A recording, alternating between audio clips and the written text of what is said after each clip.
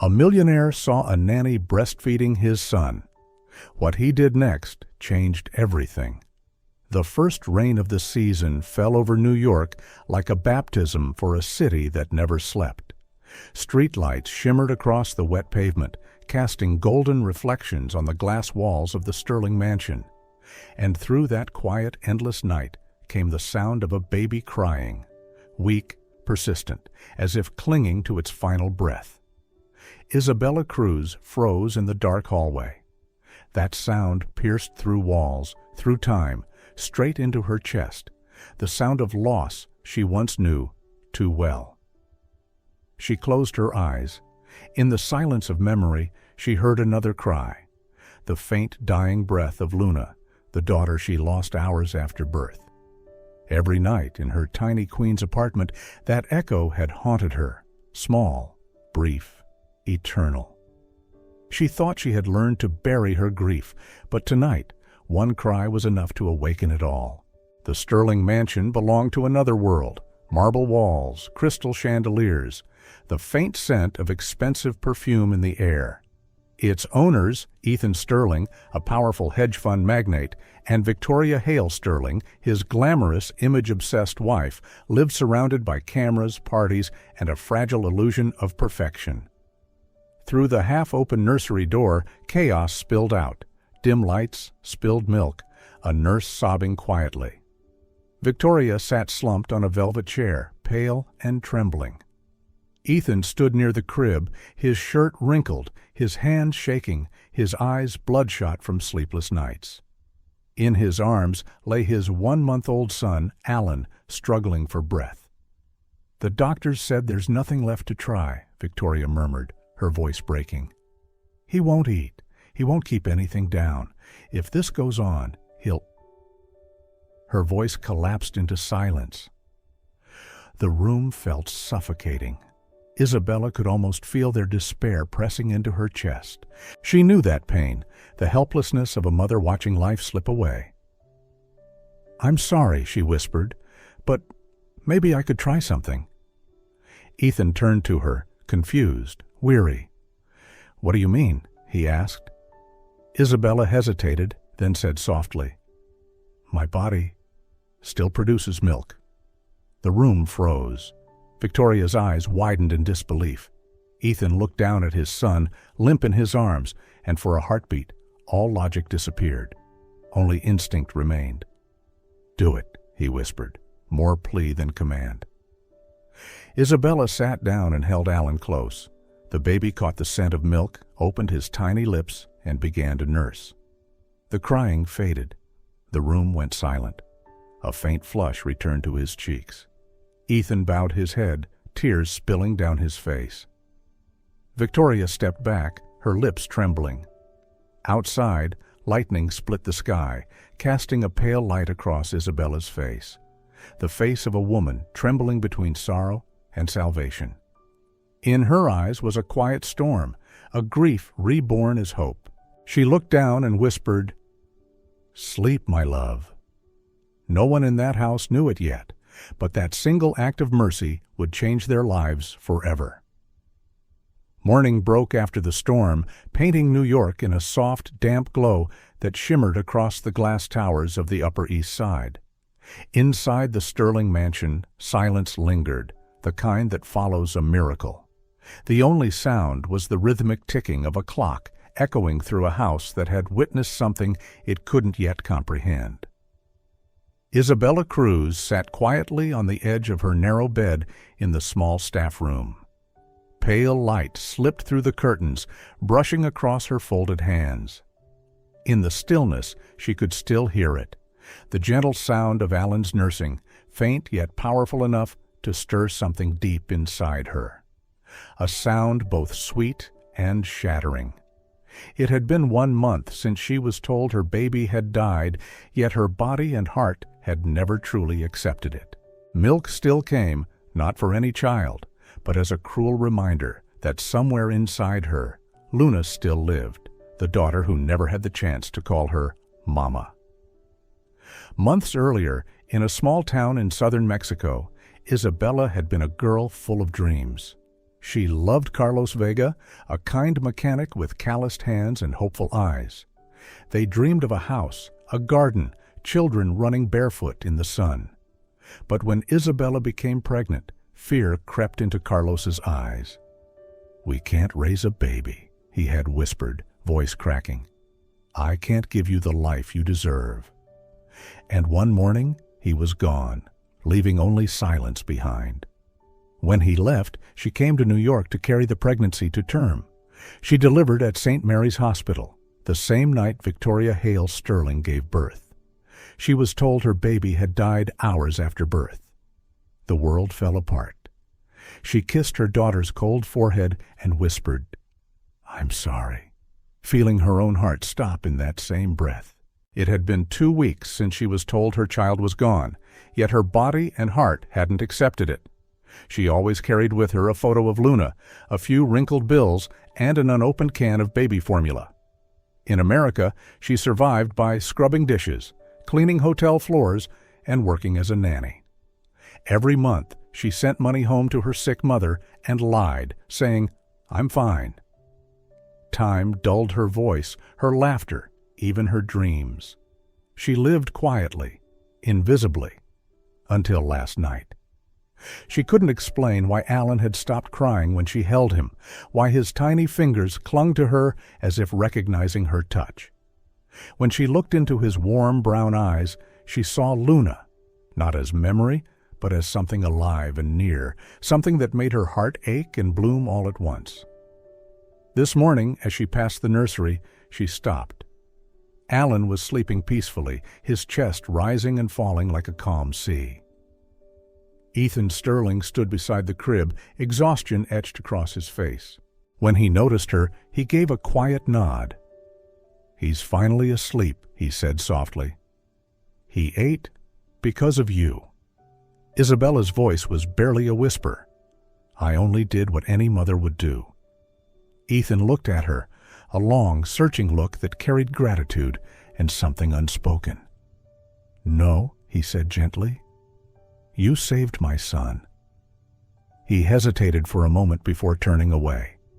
The door closed behind him, leaving Isabella alone with her thoughts. She pressed her hand over her chest, feeling the ghost of Alan's warmth. Tears welled in her eyes, not from sorrow, but from something far deeper, the fragile, trembling feeling of being alive again. Last night, she had meant only to save a child, but deep down, Isabella knew that child had saved her too. And for the first time in years, she could feel her heart beating again. Afternoon sunlight fell softly over New York, turning the glass towers of the Upper East Side into mirrors of gold. Inside the Sterling mansion, that same light washed over white marble floors and perfect walls, making the house glow. Beautiful, sterile, and utterly lifeless. Ethan Sterling stood by his office window, surrounded by screens and documents. From here, he could see half the city, a skyline that pulsed with ambition. People called him the Wolf of Wall Street, a financial genius who turned chaos into fortune. But as the sunlight traced the edge of his jaw, his reflection in the glass looked tired, hollow.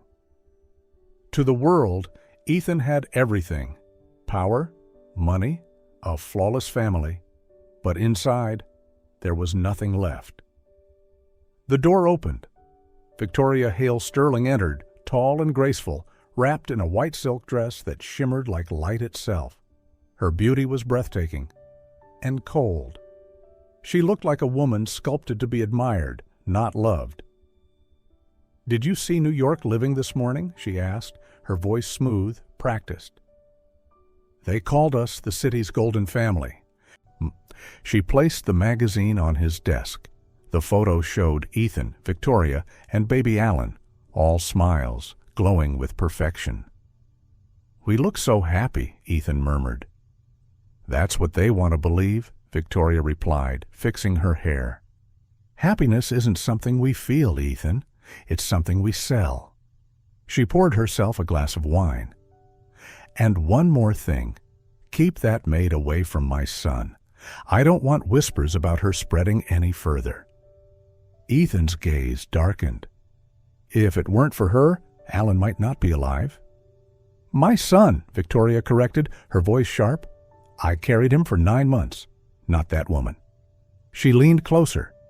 Do you understand what a scandal like this could do to us? To me? Us? Ethan repeated quietly. I'm not sure there's still an us, Victoria. She laughed softly, but the sound was sharp as glass. Don't act noble. Without me, you'd still be another traitor begging for a seat at the table. I made you respectable. So then, with a tilt of her chin, she added, Don't destroy what I've built, Ethan. When she left, her perfume lingered, sweet, suffocating. Ethan sank into his chair, eyes fixed on the family portrait. The smile he once believed in now looked like a painted mask. Downstairs, Isabella was cleaning the glass window that faced the garden. The last rays of sunlight brushed against her skin, turning it to a warm shade of honey. There was a stillness to her, calm, deliberate, that made everything around her feel real. From the stairs above, Ethan stopped. For a brief moment, he just watched her. She moved differently from everyone else in this house, quietly, without pretension, as if she belonged to a world untouched by vanity. That night, dinner unfolded in silence. The chandelier glittered, silverware shone, but no one spoke. Victoria sipped her wine, eyes distant. Ethan stared at his plate, lost in thought. Then baby Alan began to cry. The sound broke through the stillness. Isabella appeared, moving instinctively toward the crib. She leaned down and whispered, Shh, Mama's here. The words slipped out, unthinking. Her breath caught. Ethan looked up. Their eyes met, and for a heartbeat, the world stilled. Something fragile passed between them, something neither dared to name. Across the table, Victoria saw it too. Her fingers tightened around the stem of her glass. In her eyes, a silent storm was beginning to form, cold, quiet, and merciless. That evening had passed in a heavy silence. The clock kept ticking, and an invisible wire in the house had been pulled taut. Small things had been enough to kindle a flame, and that flame needed only a spark to become a storm. The spark came the next morning from a place Isabella never imagined. Margaret O'Neill, the housekeeper who had served the Sterlings for 20 years, knew every habit, secret, and locked room in the mansion. Old and brittle, she carried herself with a sense of righteousness and believed she had the right to judge. The night before, Margaret had overheard fragments of conversation and had seen Isabella feeding baby Alan. She told herself this was something people should know. Torn between praising a selfless act and fearing for her employer's reputation, a dangerous thought crept in. By tipping a tabloid, she could both highlight the charity and reclaim a little of the power she felt slipping away with age. A single call to her niece at a gossip outlet set everything in motion. The story was written, exaggerated, and published with a sensational headline, Maid Breastfeeds Billionaire's Son. Sterling Scandal. The article included a blurred photo shot from a distance, the silhouette of a woman in a rocking chair holding a child, just enough to provoke curiosity and judgment. Social media burst like a breached dam. The hashtag #MaidFeedsMillionaireBaby exploded across Twitter and Instagram. Short clips, comments, and memes spread within hours. The public divided sharply. One camp elevated Isabella as a symbol of humanity, the silent angel in the world of money, calling for praise and protection. The other condemned her for crossing boundaries, accused her of opportunism, and demanded full background checks. Tabloid noise quickly became the city's voice. TV networks ran the story. Morning shows dissected motives. Pundits debated ethics, privacy, and the image. The wealthy were desperate to maintain.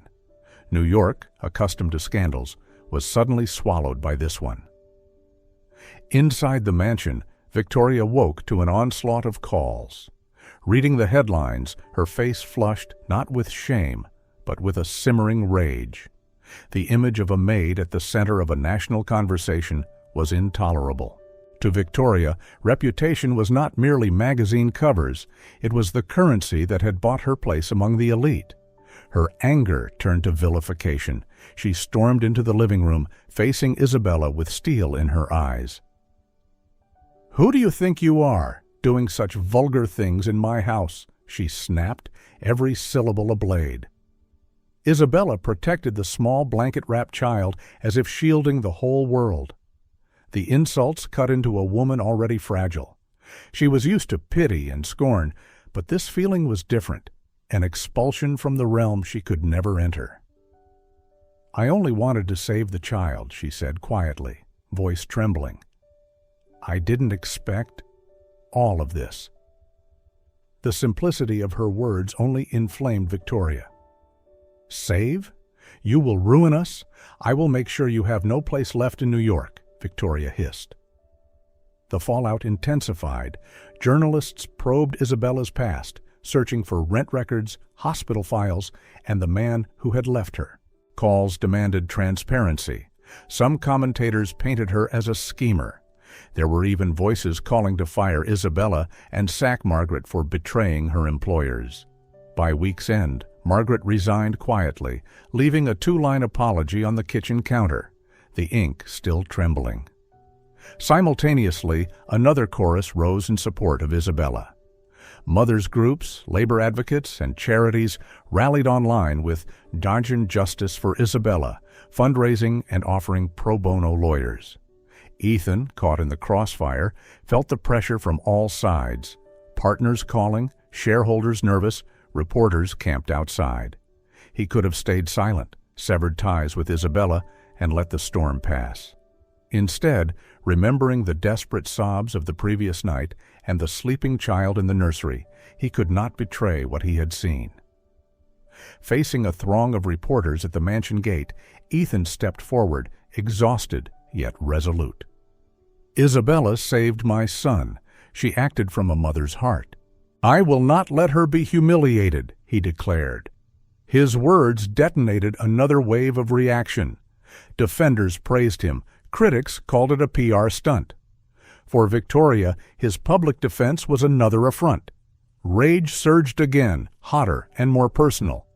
"I will make sure she has no place left in New York," she whispered ice cold, not an empty threat, but a declaration of war.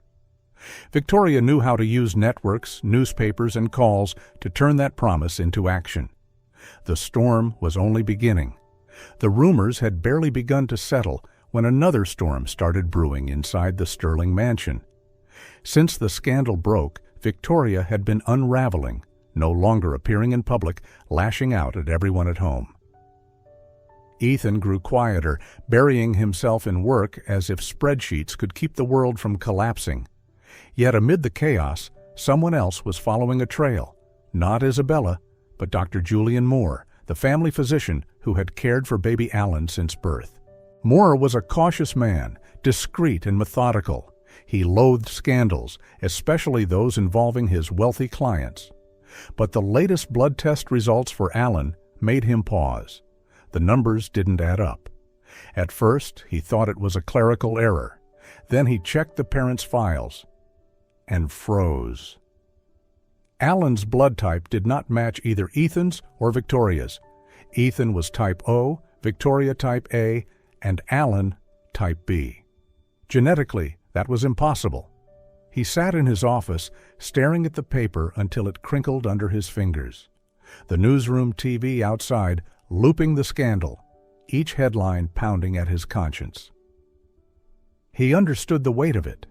He also knew what would happen if it ever came to light. The only question was whether he had the courage to speak. That was when the door opened. A tall man entered, his stride confident, his smile sharp. "Julian," he said smoothly, "it's been a long time." Richard Hale. The name carried its own gravity. Ethan Sterling's fiercest rival, the man he had defeated in a billion-dollar merger years ago. Few knew that Richard had once been Victoria's lover, a chapter carefully buried beneath luxury and silence. Now he was back, his smile hiding a vendetta. Moore's pulse quickened. "What do you want, Richard?" "The same thing you're thinking about," Richard replied, stepping closer. "I hear there's something irregular about the Sterling child." Moore's grip tightened on the file. "Where did you hear that?" "Oh, news travels fast," Richard said lightly. "I just need confirmation. Is there any chance that boy isn't Ethan's?" The room went cold. Moore said nothing. Richard's eyes glimmered with interest. "I can make this problem disappear," he said, placing a thick envelope on the desk. $50,000. You change the report. Say the blood matches. Simple. Moore stared at the envelope. 30 years of reputation hung in the balance.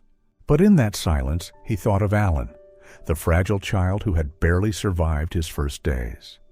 The boy didn't deserve to become a weapon in a war of pride. Moore exhaled. "You're making a mistake, Richard. Some truths can't be bought." Richard smiled thinly. "Everything has a price. You just haven't found yours yet." When he left, the room felt colder. The test result lay beside the envelope, both heavy with consequence. But what haunted Moore was a detail most would miss. Within Alan's sample was a rare genetic marker, the Bombay blood phenotype. He frowned. In his long career, he had seen it only twice. Once now, and once the night Alan was born, in a young woman named Isabella Cruz at St. Mary's Hospital, who was told her baby had died hours after delivery. He remembered her vividly, pale, trembling, whispering apologies to a child she never got to hold. A chill ran down his spine. He accessed the old record. Isabella Cruz.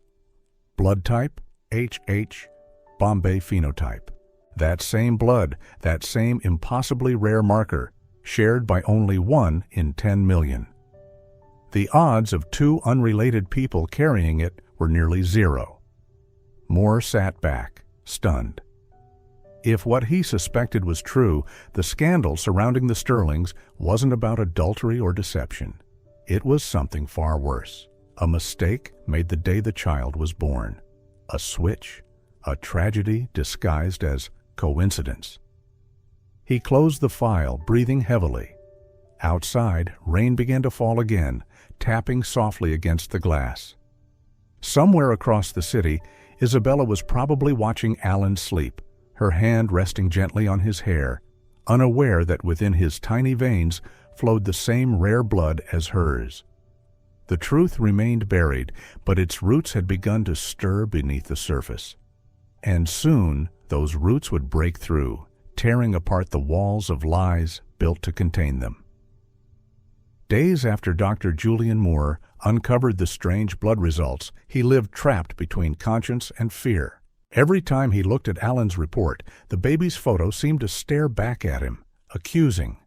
He knew that if he spoke, he could destroy not only a family, but an empire. Yet silence would make him part of the crime. Meanwhile, Richard Hale, Ethan Sterling's old rival, went further than bribery. He hired investigators, digging through Victoria's medical files, the records from St. Mary's Hospital, even blurred security footage. The more he found, the more convinced he became that the child might be his own, born from his affair with Victoria before her marriage. Revenge and ambition twined into one. When Moore refused to alter the file, Richard made his next move, taking it to court. That afternoon, he filed a petition at the Manhattan courthouse demanding a DNA test between himself and baby Alan. Within hours, headlines exploded. Sterling heir or secret love child? Ethan read the news during a board meeting. The room went silent. He felt a chill run through him, not from fear of scandal, but from doubt. Memories resurfaced, Victoria's distance, her retreats during pregnancy, her carefully timed silences. He hadn't questioned her then. Now every unanswered question returned like ghosts. Victoria's reaction was pure rage. Deep down, she knew there was truth buried in Richard's accusation. She begged Moore to fix the results. His silence told her everything. The storm was coming. 3 days later, the hearing began. Manhattan was electric. Crowds and cameras packed the courthouse. Inside, the air was thick with tension. Ethan sat beside Victoria. Isabella was in the back row, holding Alan tightly, heart pounding like a drum. Richard entered, confident, almost smug. When the judge called order, everyone turned forward. Richard's lawyer began.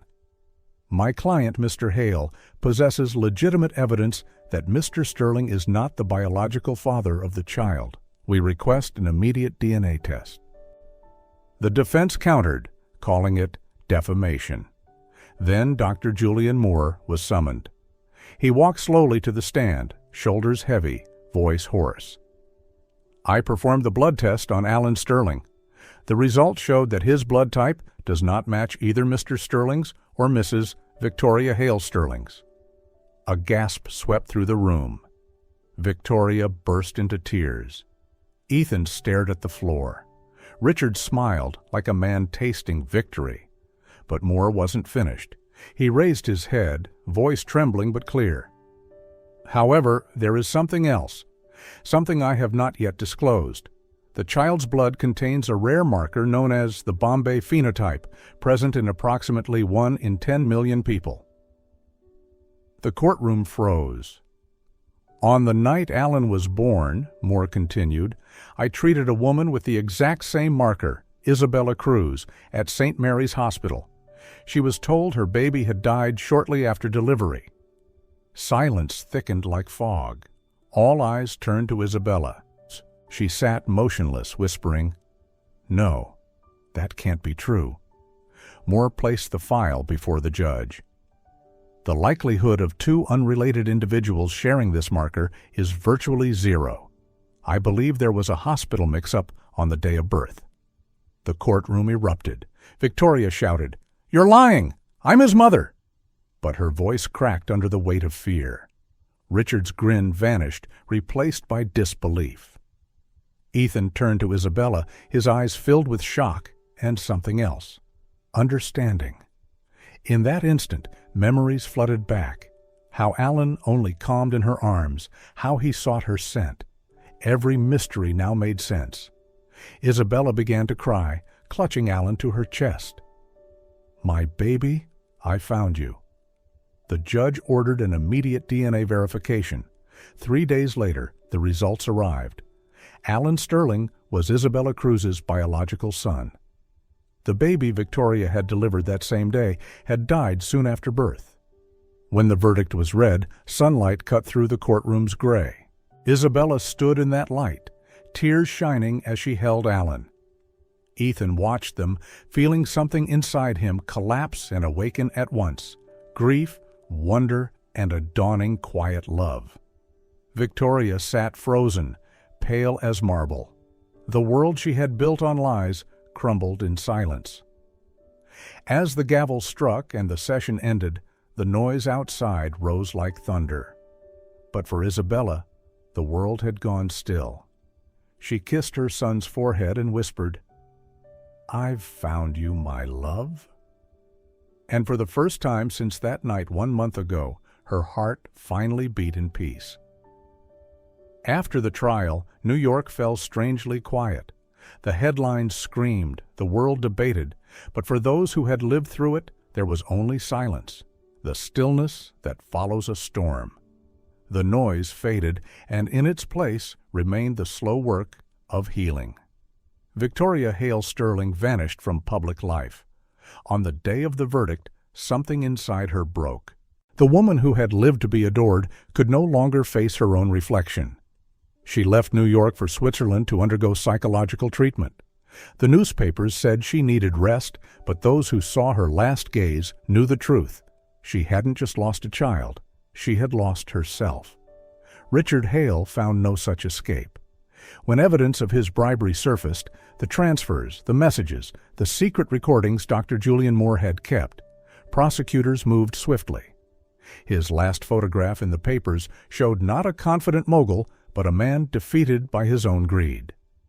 As for Ethan Sterling, caught between reputation and truth, he finally chose the latter. The court granted joint custody of Alan to Isabella Cruz and Ethan, citing the child's best interest and the undeniable emotional bond. When Isabella signed the papers, her hands trembled, not from fear, but from relief. She was no longer the maid who lived at the end of the hallway. She was Alan's mother, rightful and whole, and part of this home, not by title, but by love. The Sterling mansion changed. The staged portraits came down, replaced by real moments. Alan laughing in Isabella's arms, Ethan standing behind them, softer, human. The kitchen that once echoed with silence now held laughter, the scent of cinnamon, and the quiet music of a piano each night. One afternoon, sunlight poured through the tall windows.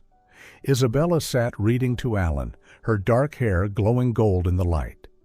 Ethan paused at the doorway, watching them, something gentle unfolding in his chest. He said quietly, "I don't think I ever understood what a family truly means until I met you." She looked up, smiling faintly. "And I thought I'd lost everything, but I found it again in you and Alan."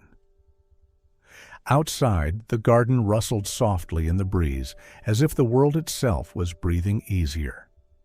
The storm had passed, and among its ruins, something beautiful had begun to grow. Love, simple and true. Peace came quickly, almost fragilely. The Sterling mansion had become a real home, filled with Alan's laughter, with the quiet rhythm of ordinary happiness. Isabella began to believe that the past had finally loosened its grip. But sometimes the past doesn't fade. It waits. One late autumn afternoon, as golden leaves carpeted the driveway, the doorbell rang. Isabella opened the door and froze. Standing there was Carlos Vega, the man she had once loved in Mexico, the biological father of Alan.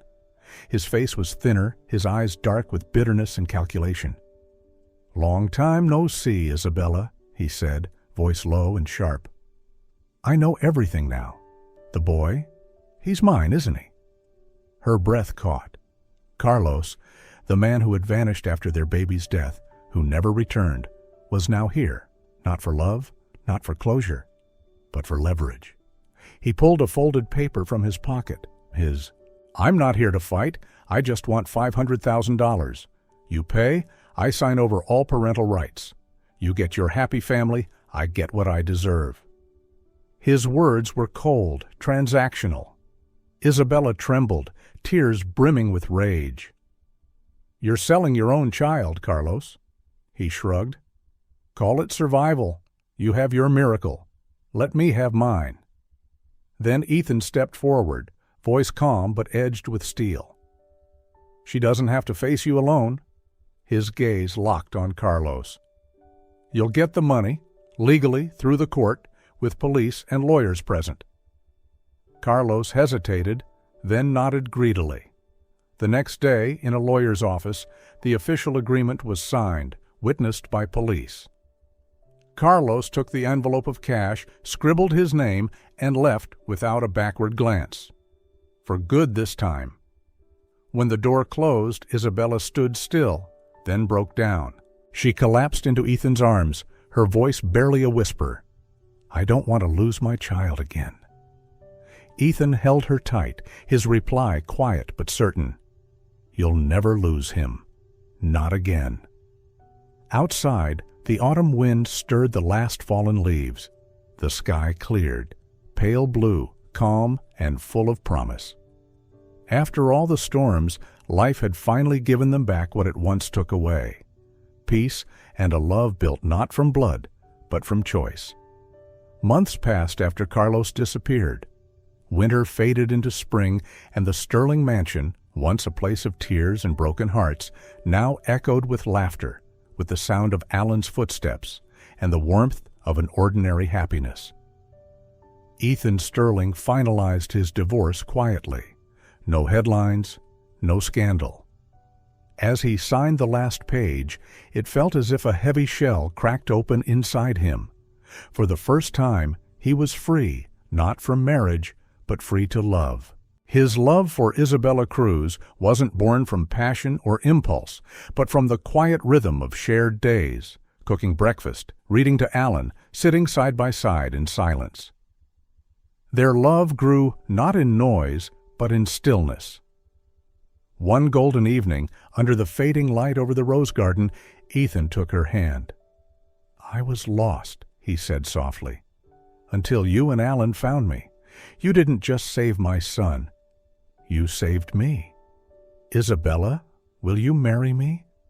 Tears shimmered in her eyes as she nodded. That single gesture, small and trembling, changed everything.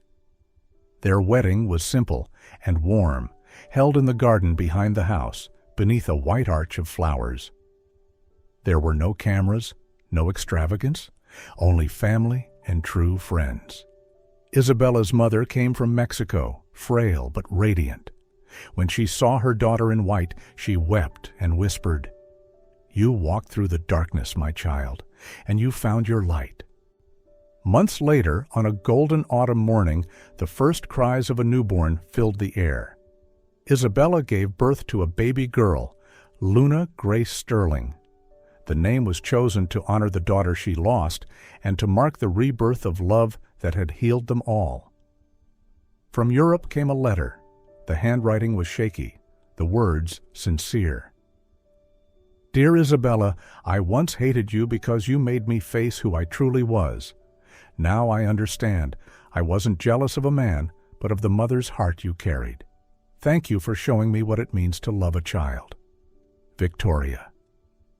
When Isabella finished reading, she placed the letter away, her heart calm. She no longer felt anger, only compassion. Forgiveness, she realized, was the only way to be truly free. That evening, as the sun sank beyond the trees, Ethan, Isabella, Alan, and baby Luna Grace sat together on the porch. The garden glowed in gold. Alan leaned on his father's shoulder. Isabella held Luna close, and the quiet air hummed with peace. She turned to Ethan and smiled. "This isn't just a story about saving a child," she whispered. "It's the story of how we saved ourselves." Ethan took her hand. The world around them melted into dusk, soft, whole, and still. And in that moment, they were not survivors of pain anymore. They were a family, born again, in love and in light.